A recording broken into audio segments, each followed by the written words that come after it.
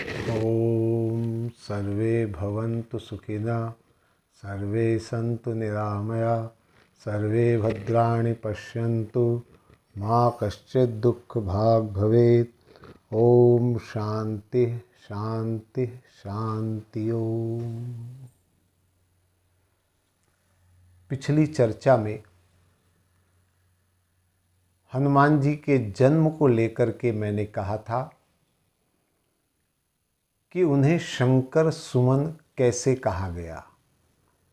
शिव पुराण की कथा के द्वारा मैंने निवेदन किया था, भगवान शंकर का तेज सप्त ऋषियों ने जिसे पत्ते पर धारण किया और माता अंजना के कर्ण भाग से प्रवेश करवाया।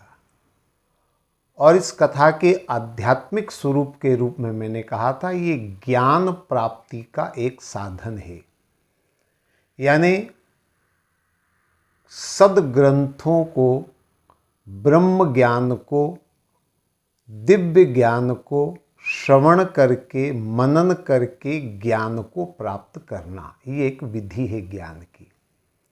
परंतु ज्ञान को पाने की अनेक विधियां हैं। जिस तरह श्रवण करके ज्ञान को पाया जाता है, उसी तरह से साधना के द्वारा, योग के द्वारा भी ज्ञान को पाया जाता है। योग साधना के द्वारा ऋषियों ने दिव्य ज्ञान को प्राप्त किया है। आज जो हनुमान जी के जन्म की कथा मैं आपके सामने रख रहा हूं, उसमें साधना के द्वारा ज्ञान को कैसे पाया जाता है, भविष्योत्तर पुराण की छोटी सी कथा है। और कथा यह है कि वानर राज केसरी माता अंजना पहुंचे मतंग ऋषि के पास संतान की इच्छा से। मतंग ऋषि ने माता अंजना को संतान प्राप्ति का मार्ग बताया, विधि बताई। और वो विधि क्या बताई? पंपा सरोवर जाना, वहां से 50 योजन पूर्व में जाना, वहां नरसिंह आश्रम है नारायणगिरी पर्वत पर, वहां से 1 कोस उत्तर की ओर जाना, वहां पर आकाश गंगा तीर्थ है, उसमें स्नान करना, वहां से आगे बढ़ना, फिर वहां 12 वर्ष तक कठोर तपस्या करना, तुम्हें पुत्र की प्राप्ति होगी। और माता अंजना ने वही किया। जिस मार्ग पर चलने का ऋषि ने बताया था, उस मार्ग पर चल करके उसने साधना करी और एक पुत्र को प्राप्त किया, जो बाद में हनुमान जी के नाम से विख्यात हुए। अब इस कथा को जब हम देखते हैं, बड़ा विचित्र लगता है। मतंग ऋषि ने जो साधना का स्थान बताया है और वहां तक पहुंचने का जो तरीका बताया, बड़ा विचित्र है। पहले 50 योजन पूर्व में जाना, फिर 1 कोस उत्तर में जाना, फिर दक्षिण में। आखिर ये दक्षिण, पूरब, पश्चिम की तरफ क्यों घुमाया जा रहा है? सीधा जो स्थान है, वैसे तो हमारे शास्त्र कहते हैं सबे भूमि गोपाल की, भगवान की साधना कहीं भी की जा सकती है।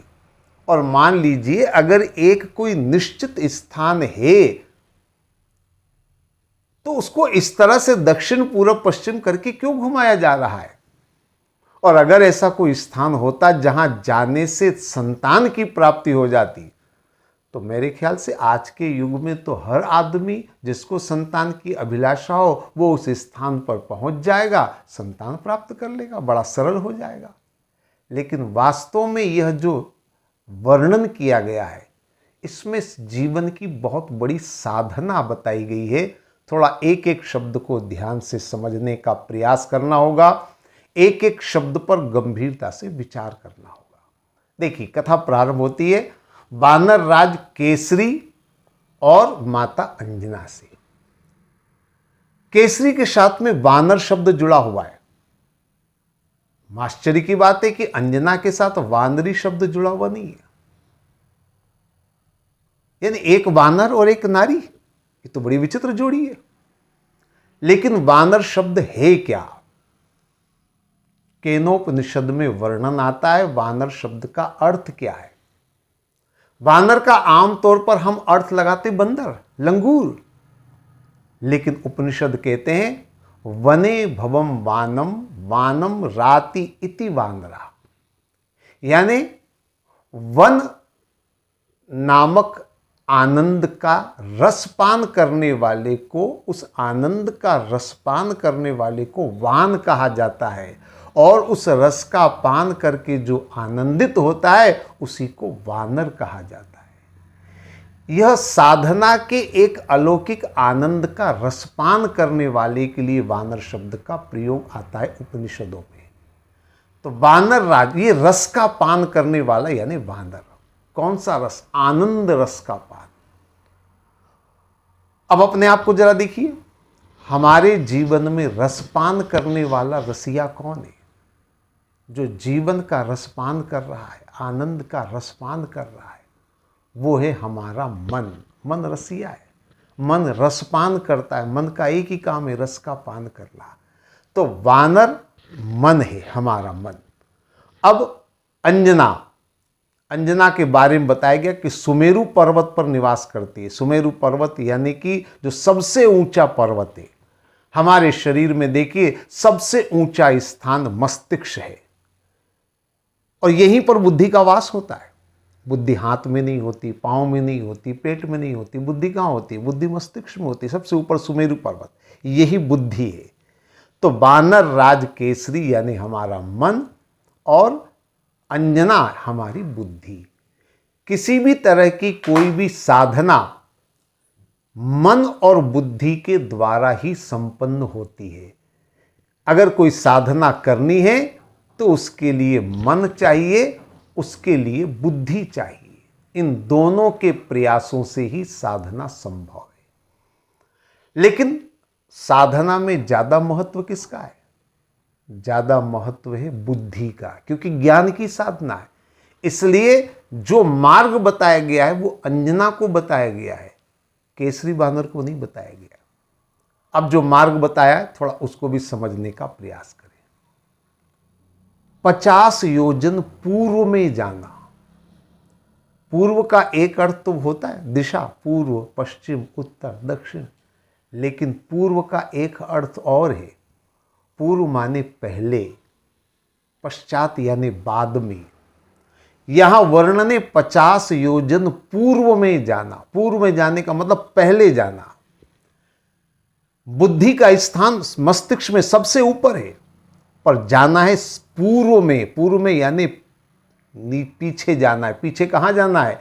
ये जो साधना होती है, योग साधना, कुंडलनी की साधना, मूलाधार चक्र, स्वादिष्ठान चक्र, मणिपुर चक्र, अनाहत चक्र, विशुद्ध चक्र, आज्ञा चक्र, सहस्त्रार, ये जो 7 चक्र माने गए हैं, इस साधना को ही यहां पर वर्णन करने का प्रयास किया गया। एक एक शब्द को अगर आप देखें कथा के तो सब कुछ आपके समझ में आएगा। ये जो 7 चक्र जिसका योग में वर्णन किया गया है, इसके अलग अलग रंग हैं, अलग अलग रूप हैं, अलग अलग देवता हैं, अलग अलग चिन्ह हैं, अलग अलग। मैं सबकी बात नहीं कर पाऊंगा यहां पर, लेकिन आप एक चीज देखें, मूलाधार चक्र की 4 पंखुड़ियां मानी गई हैं, स्वादिष्ठान चक्र की 6 पंखुड़ियां मानी गई हैं, मणिपुर चक्र की 10 पंखुड़ियां मानी गई हैं, अनाहत चक्र की 12 पंखुड़ियां मानी गई हैं,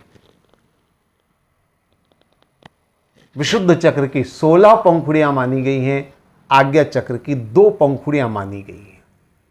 आज्ञा चक्र मस्तिष्क में भ्रुकुटी के मध्य में स्थित है। अब इन सबको जोड़ लीजिए, 4, 6, 10, 12, 16 और 2, कुल कितने हुए? कुल हुए 50। ये है 50 योजन पूर्व में जाना, यानी हमें मूलाधार के मूल केंद्र पर सबसे पहले जाना होगा। वहां पर नरसिंह आश्रम है।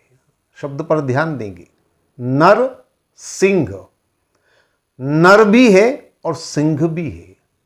कुंडलनी जब सुषुप्त अवस्था में रहती है तो वो नर की तरह से रहती है, शांत। लेकिन जब कुंडलनी जागृत हो जाती है तो फिर वो नर नहीं होती, वो सिंह हो जाती है। वह गर्जना की तरह से, वो सिंह की तरह से, वह एक शक्तिपुंज के रूप में उभर कर सामने आती। इसलिए शब्द का वर्णन है नरसिंह आश्रम।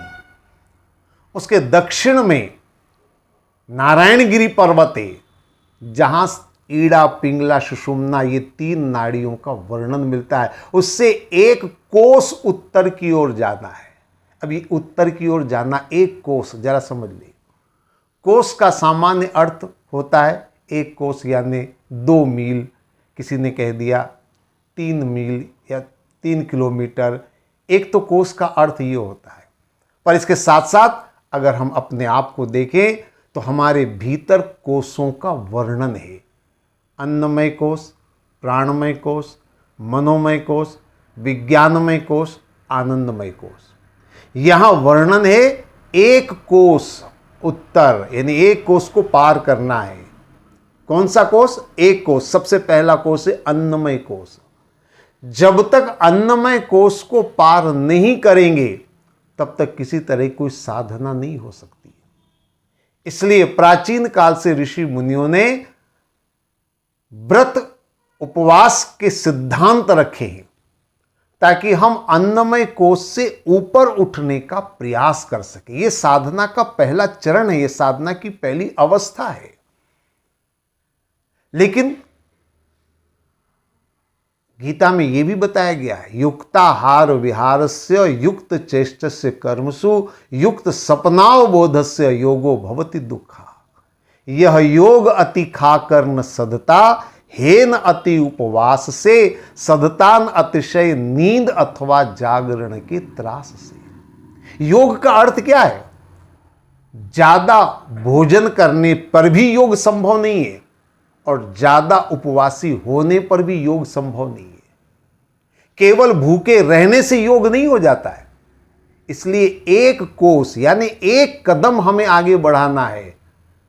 थोड़ा सा हमें अन्नमय कोश से ऊपर उठना। अन्नमय कोश के ऊपर है प्राणमय कोश। उस प्राणमय कोश की साधना हमें करनी है और इसीलिए वहां पर कहा गया आकाश गंगा तीर्थ में स्नान। अब ये कोई नदी नहीं जहां आपको डुबकियां लगानी है।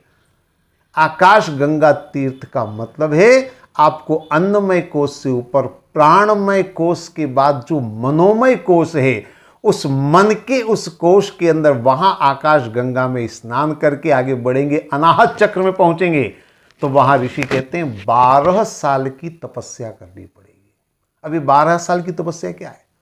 मैंने अभी बताया, मूलाधार चक्र की 4 पंखुड़ियां हैं, स्वादिष्ठान चक्र की 6 पंखुड़ियां हैं, मणिपुर चक्र की 10 पंखुड़ियां हैं, अनाहत चक्र की 12 पंखुड़ियां हैं। ये 12 पंखुड़ियां ही 12 वर्ष की साधना है। हृदय की अनाहत चक्र हृदय में स्थित है। इस हृदय के अंदर की 12 साल की साधना, क्योंकि हृदय के अंदर ही दया, प्रेम, करुणा, वात्सल्य, इन सारे भावों को ये हृदय स्थापित करता है। यहाँ की साधना हमें करनी है और इस साधना के बाद जब हम ऊपर बढ़ेंगे तो निश्चित रूप से आज्ञा चक्र में ज्ञान रूपी पुत्र का प्रादुर्भाव होगा। ये साधना का वर्णन है। जब साधना करेंगे तो निश्चित रूप से साधना के द्वारा हमारे जीवन में ज्ञान का उदय होगा, ज्ञान की प्राप्ति होगी और उस ज्ञान से हमारे जीवन का कल्याण होगा, हमारा जीवन पावन और पवित्र होगा। इसलिए ज्ञान को पाने, क्योंकि हनुमान जी ज्ञान के स्वरूप है। हनुमान जी को कहा गया ज्ञानी नाम ग्रगण्यम, वो ज्ञान के स्वरूप हैं। उनके एक एक शब्द में ज्ञान झलकता है, उनके चरित्र में ज्ञान ही ज्ञान दिखाई देता है। उस ज्ञान को पाने के साधन ऋषियों ने साधना के द्वारा बताए हैं, धर्म ग्रंथों के द्वारा बताए हैं, जिन पर चल करके हम अपने जीवन में ज्ञान की प्राप्ति कर सकते हैं। और जहाँ ज्ञान है वहीं कल्याण है। इस ज्ञान को पाने का प्रयास हम करें। ओम शांति शांति शांति।